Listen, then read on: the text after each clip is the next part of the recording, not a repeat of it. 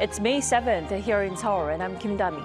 We begin with the stories making the headlines at this hour, starting with talks on unifying the conservative candidacy for the upcoming presidential election. People Power Party candidate Kim Moon-soo and independent candidate and former Prime Minister Han Duck-soo will meet on Wednesday evening over the unification of the two's candidacies. While the Democratic Party continues to pressure the Supreme Court to put all trials involving its candidate Lee Jae-myung on hold until after the June 3rd presidential election.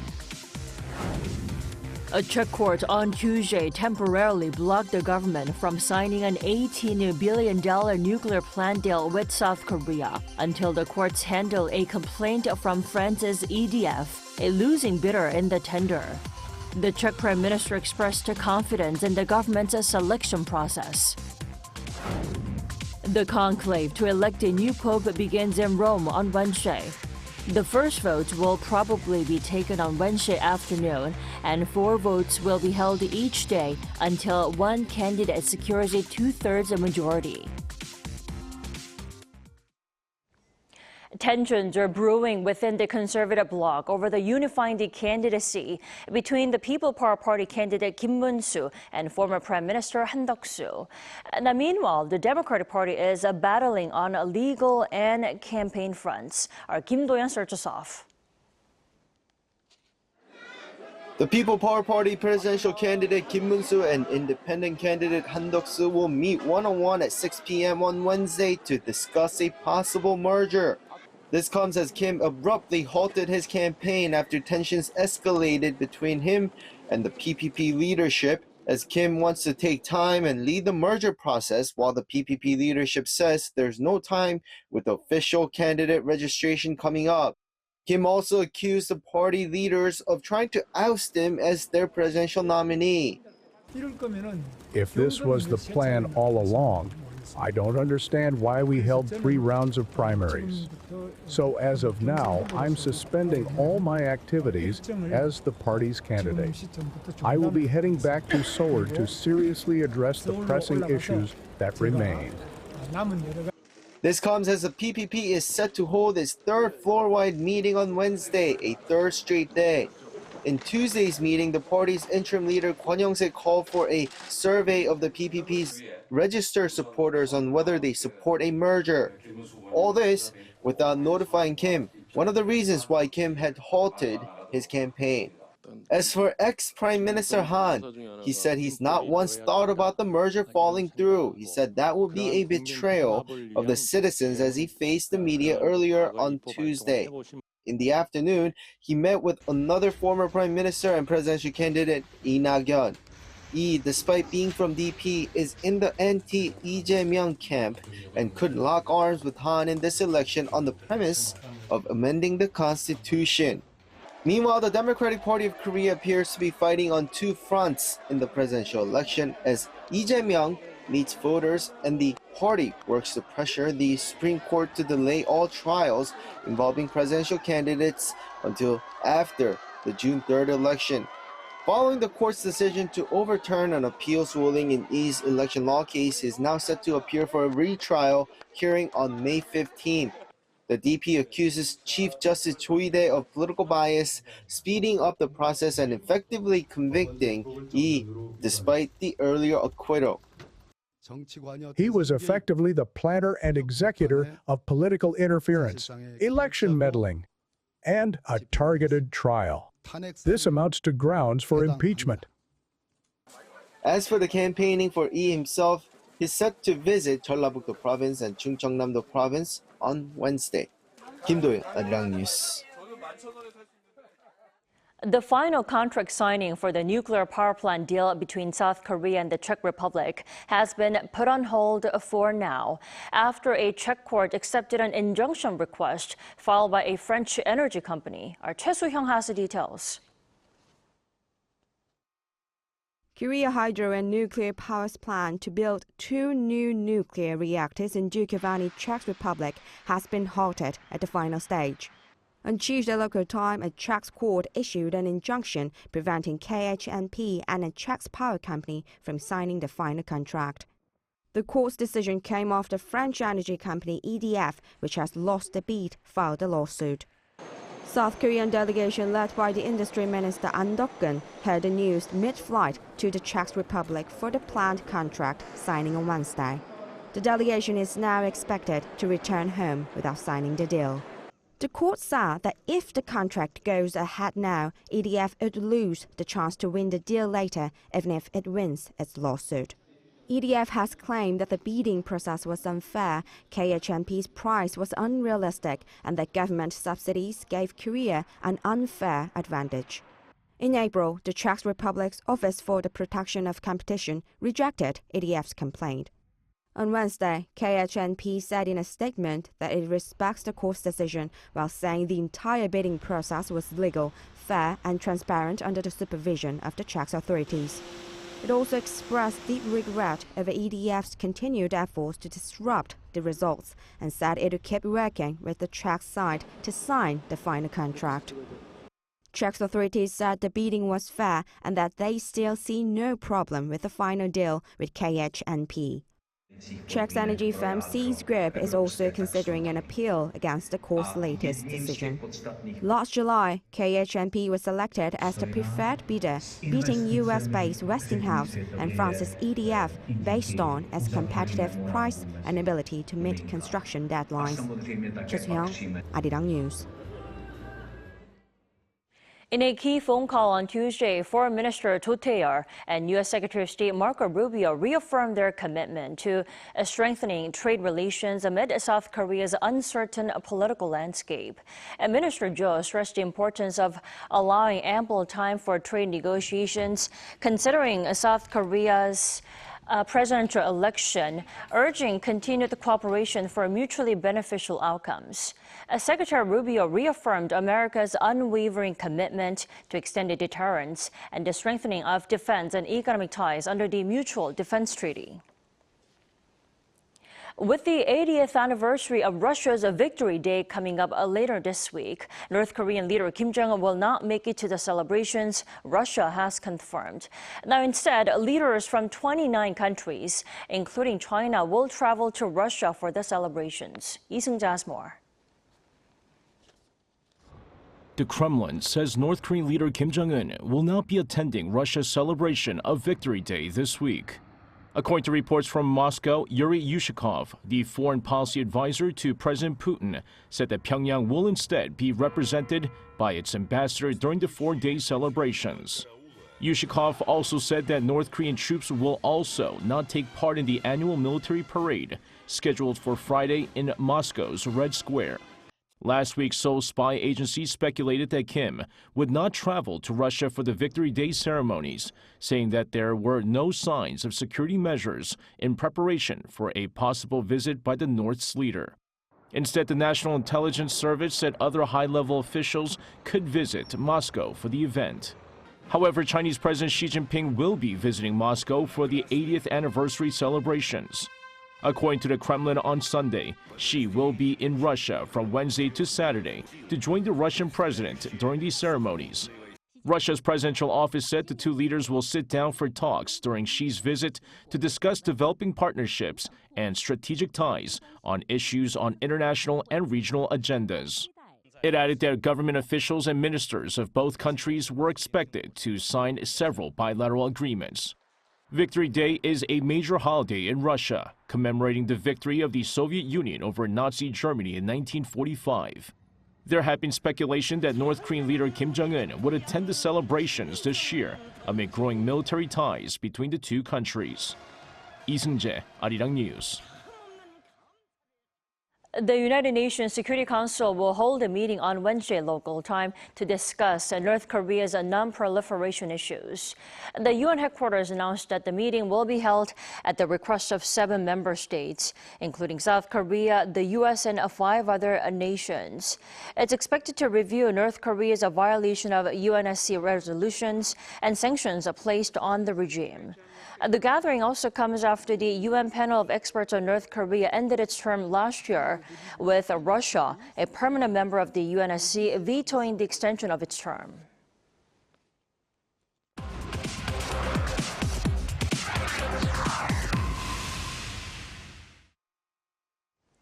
The conclave to choose the next pope begins over in Rome on Wednesday local time. Who's likely to succeed Pope Francis? We are joined by Father James Abritsky. Thank you so much for joining us, Father. My pleasure. Thank you very much. So the coming conclave is expected to be the largest in history of the Catholic Church. As we all know, 133 cardinals coming from 70 countries set to gather in the Sistine Chapel. Why the record number of cardinals this time? Well, the number of cardinals has grown over the years.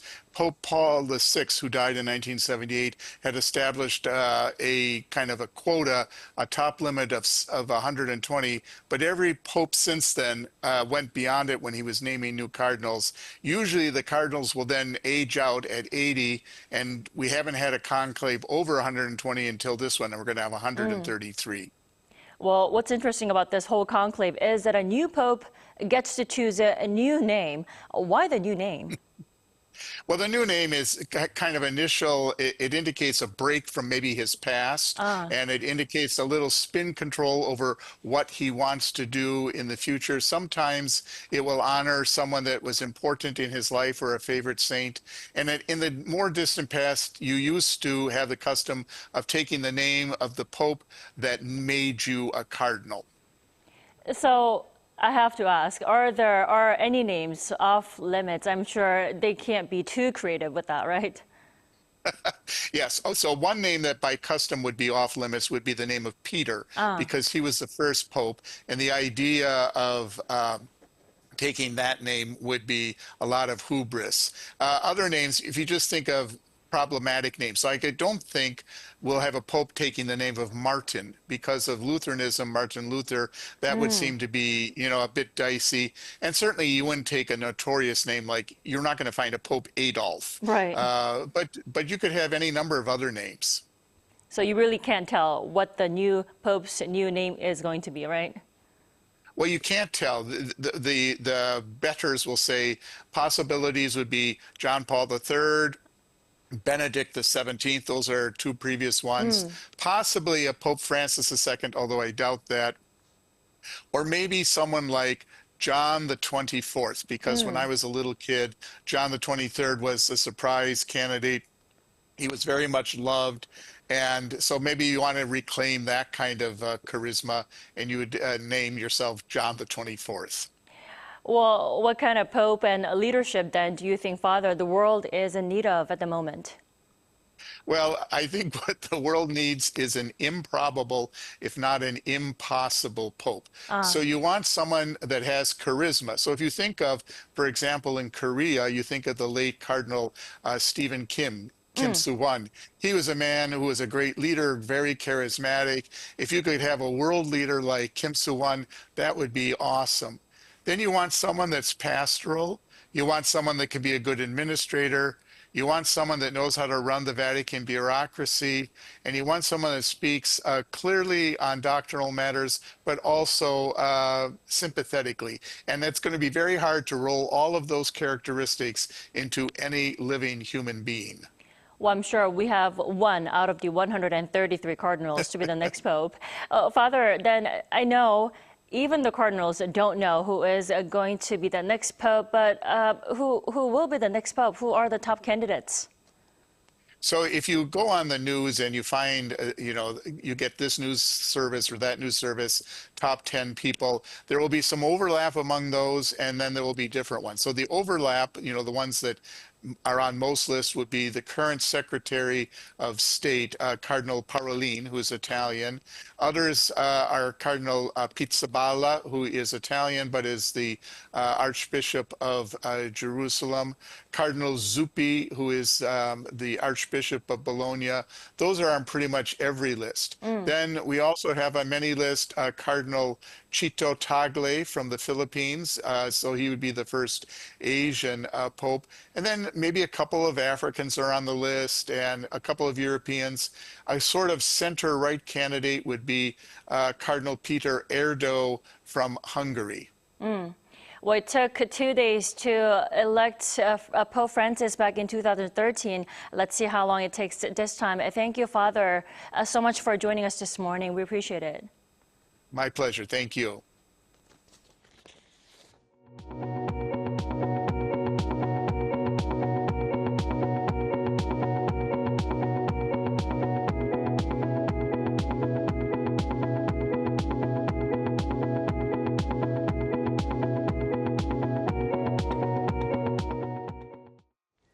Growers of fruits such as strawberries used to face problems in selling them overseas because they tended to spoil and decay easily. The Rural Development Administration, however, introduced a technique that maintained their freshness. Our Cha Young-kyung reports. Since 2021, the Rural Development Administration has used a controlled atmosphere technique to maintain strawberries' freshness for export markets. The technique does this and delays spoiling and decay by removing oxygen while increasing levels of other preservative gases. Introducing the CA technique allowed growers to increase their shipments and also use container ships for exports as opposed to just air transport. This saved distribution costs of up to 16 billion Korean won. The simultaneous complex management technique removes air from containers and introduces carbon and chlorine dioxides. The former gives strawberries a firmer texture, while the latter prevents mold infestation. This decreases decay of the strawberries by up to 20%. We can deliver high-quality products, and we can send as much as we can, since the technique can maintain the freshness of the fruit. The RDA spread the related technology to 16 export centers for strawberries as overseas shipments increased massively due to the introduction of the technology. The amount rose fivefold from 2007's 986 tons to 5,012 tons in 2024. We received a great response from importers and consumers, with strawberries being sold out within 4 days at markets they are shipped to. The RDA is continuing to integrate management models to systemize the exports of strawberries. Cha Young-kyung, Arirang News.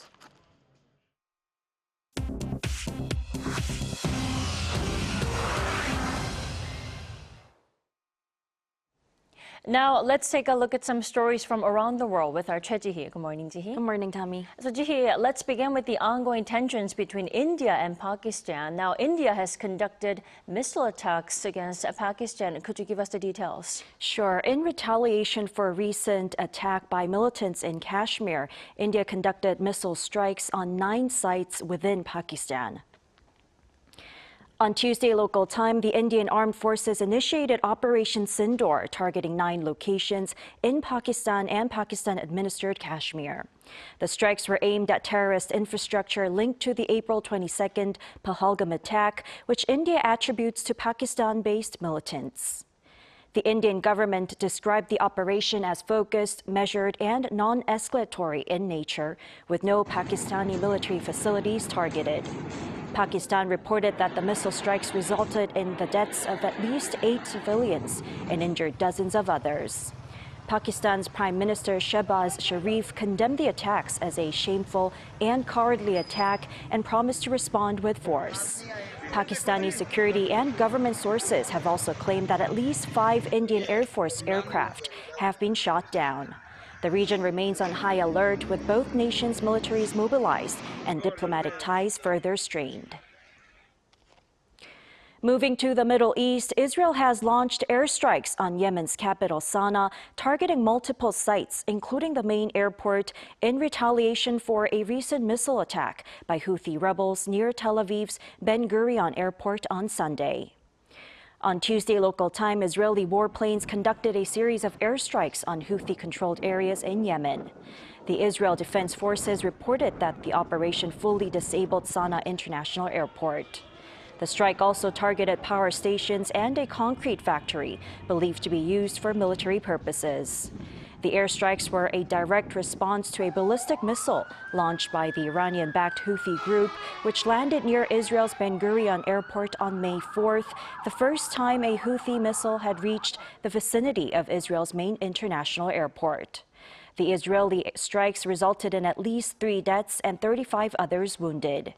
This marks the 2nd straight day of Israeli airstrikes in Yemen, following previous attacks on the Red Sea port city of Hodeidah on Monday. In Germany, Friedrich Merz officially became the country's chancellor on May 6th after securing a majority in a second parliamentary vote following an unprecedented defeat in the first one. In the initial round, Merz fell short by 6 votes, marking the first such occurrence in post-war German history. In the second round of votes, Merz secured 325 out of 630 ballots, enabling him to lead a coalition government of his center-right Christian Democratic Union and the Christian Social Union Alliance and the center-left Social Democratic Party. Merz, who won an election in February, was then finally approved as chancellor by the Bundestag president. In the United States, the Supreme Court on Tuesday permitted the Trump administration to enforce its ban on transgender individuals serving in the military.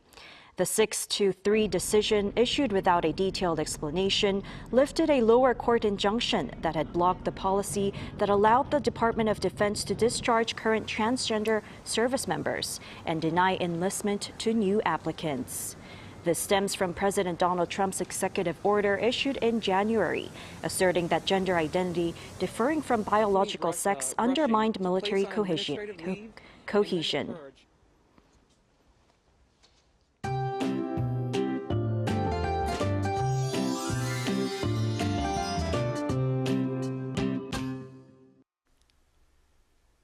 Back to our routines today after a long weekend, and we're greeted with some beautiful sunshine across the country. Well, we are in for a warmer day, but again, we're looking at a pretty significant daily temperature swing across the country, around 15 degrees Celsius in many parts of Korea. And along with clear skies, strong UV rays will shine down during the warmest parts of the day. And southern regions will have higher UV levels during the day. Make sure to have your sunglasses and sun hats ready. Daily highs will be slightly lower than season norms this afternoon, Seoul topping out at 20 degrees.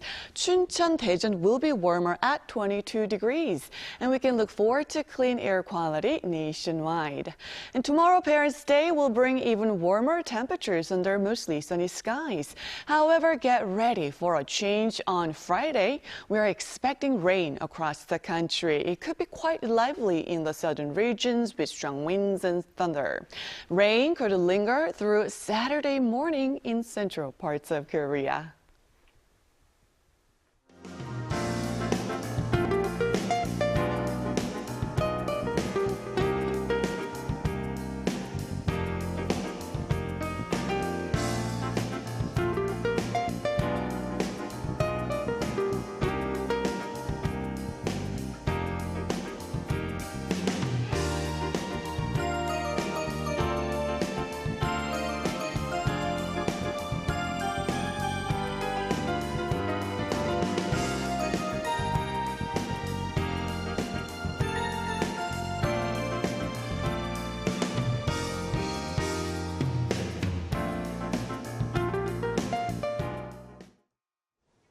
That is all we have at this hour. Arirang News will be back at 5 p.m. Korea time. Thanks for watching.